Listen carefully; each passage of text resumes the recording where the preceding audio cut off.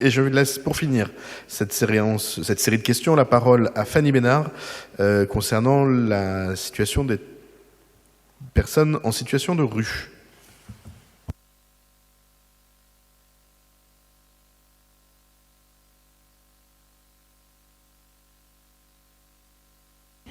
Là, c'est bon. Super. Merci, monsieur le maire. Comme beaucoup d'entre nous ont pu malheureusement le constater, tant dans notre arrondissement que par des vidéos, notamment postées sur les réseaux sociaux, dans la nuit du 23 au 24 juillet, à la veille de la cérémonie d'ouverture des Jeux Olympiques, plus de 300 personnes se sont installées devant la mairie du 18e arrondissement. Parmi elles, de nombreux enfants en bas âge et un bébé de 3 semaines. Ils et elles sont restés là pendant 2 jours. En 2017, le président de la République prenait l'objectif de 0 personne à la rue et malheureusement, nous constatons toutes et tous que nous n'y sommes pas. Nous souhaiterions donc savoir, monsieur le maire, comment ces personnes ont pu être prises en charge. Merci beaucoup pour vous répondre. Pierre-Yves Arnaud. Merci beaucoup pour cette question, effectivement, qui témoigne de la grande interpellation des habitants du 18e arrondissement sur cette installation au mois de juillet. Je pense que les uns les autres, vous avez dû être interpellés dans l'arrondissement par des habitants, par les associations, à l'extérieur aussi. Les images ont été très marquantes et les habitants qui ont vu sur place cette installation ont été très choqués. Des enfants, des bébés dormant à même le sol, en pleine chaleur, en plein été, devant notre mairie, devant l'église, au pied des manèges. Voilà la punition infligée à près de 528 personnes qui étaient donc là devant notre mairie, à la rue, confrontés, et je dis le terme de punition, confrontés quotidiennement à un manque de réponse des services de l'État concernant leur hébergement d'urgence et qui, comme solution extrême, n'ont trouvé que l'idée d'aller effectivement venir devant notre mairie pour interpeller, non pas nous, qui ne sommes pas en charge de l'hébergement d'urgence, mais clairement l'État, à quelques jours effectivement des Jeux Olympiques où nous célébrions beaucoup de grandes valeurs et nous attendions effectivement là aussi que ces valeurs soient incarnées par de l'hébergement d'urgence. Trouver au moins une solution digne pour quelques jours, quelques semaines, quelques mois, au moins un toit précaire pour éviter la rue. Je rappelle la rue pour des enfants, la rue pour des bébés. Grâce à notre médiation et à celle de la ville de Paris, je remercie vraiment les services de la ville, notamment la MUS, la mission d'urgence sociale, grâce aussi au énorme travail qui est quotidien chez nous ici dans le 18e, je pense notamment au cabinet du maire en particulier qui travaille beaucoup sur ces missions, on a pu déclencher une mise à l'abri. Donc l'État a envoyé, c'est quoi la mise à l'abri? On envoie des cars.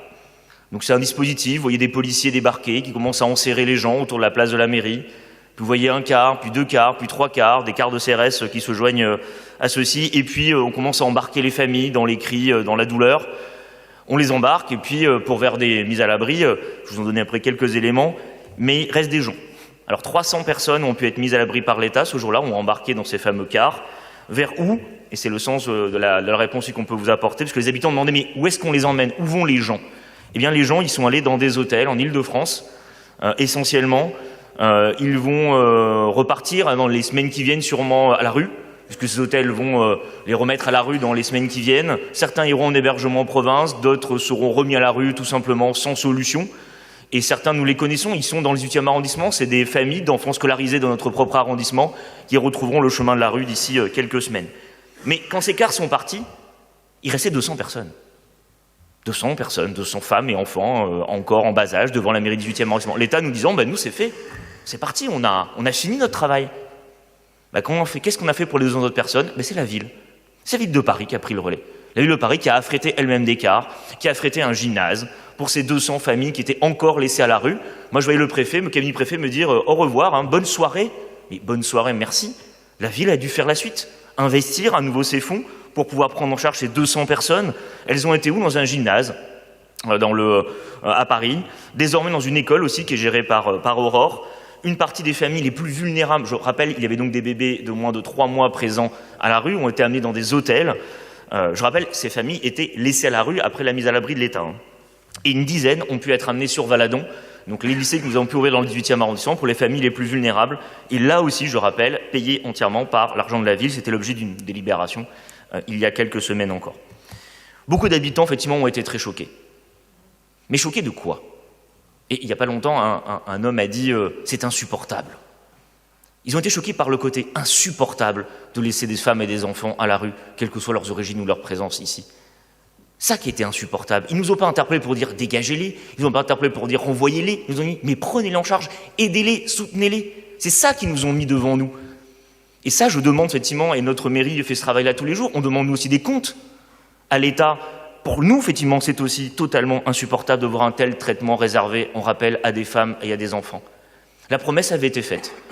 0 SDF, 0 personne à la rue. Il y a 1 an, le président s'était engagé et ses ministres, 0, on avait redescendu l'ambition, 0 enfant à la rue. Eh bien, 1 an après, ils y sont toujours. Et 1 an après, c'est encore malheureusement grâce à l'action d'une ville, d'un territoire, qu'on prend en charge des enfants à la rue. Donc voilà, pour répondre à cette question, 500 personnes, 300 envoyées prises en charge par l'État et donc près de 200 prises en charge par la ville de Paris. Ces personnes-là, moi j'ai discuté avec elles pendant des heures.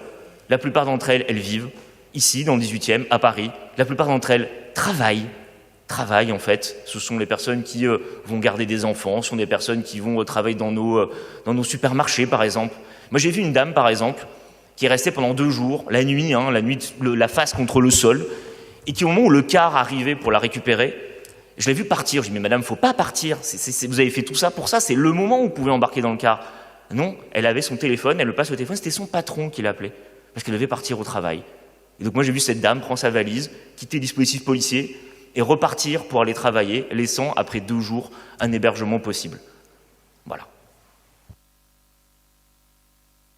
Merci pour tous ces éléments auxquels j'ajouterai simplement, mais Karine Roland l'a évoqué dans son intervention aussi, l'immense inquiétude que nous avons quant à la situation et le nombre et l'explosion du nombre d'enfants scolarisés dans le 18e arrondissement qui sont à la rue, et c'est une réalité qui n'existait pas il y a quelques années, qui ne fait, de mon point de vue, pas l'objet d'une mobilisation à la hauteur. On fait vraiment ce qu'on peut, et je pense que personne ne peut nier l'engagement et les moyens mis par la mairie du 18e et la ville de Paris, mais il devrait y avoir une mobilisation citoyenne immense pour refuser la perspective, la possibilité même que des enfants scolarisés, effectivement scolarisés dans les classes de leurs enfants, soient à la rue. Et je trouve l'apathie sur ce sujet extrêmement troublante pour l'état de notre société et ce à quoi nous nous sommes habitués. Mais nous ne nous y habituerons jamais et nous continuerons d'essayer de prendre notre part. Déjà, ce sera pas mal, mais si tous les autres pouvaient faire autant que nous, ça irait sûrement beaucoup mieux. Merci en tout cas pour cet échange.